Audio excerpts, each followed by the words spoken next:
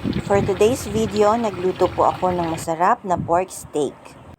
So, una kong ginawa, binabad ko muna ang pork chops sa kalamansi, soy sauce, paminta, at bawang ng 1 oras.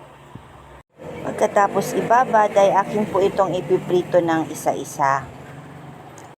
Prito muna natin.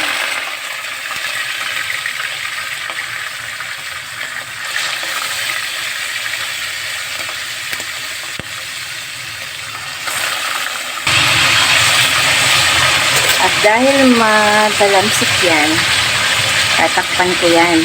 Yan. At pag nag-brown na both sides, ay isa-set aside po natin yan. So, hayaan muna natin siya dyan. Umpisahan naman nating igisa ang sibuyas. Madaming sibuyas po, mas masarap. Ayan. At ibalik po natin yung ating pinirito na pork chop. Yung pinagbabadan kanina, isabaw pa rin natin.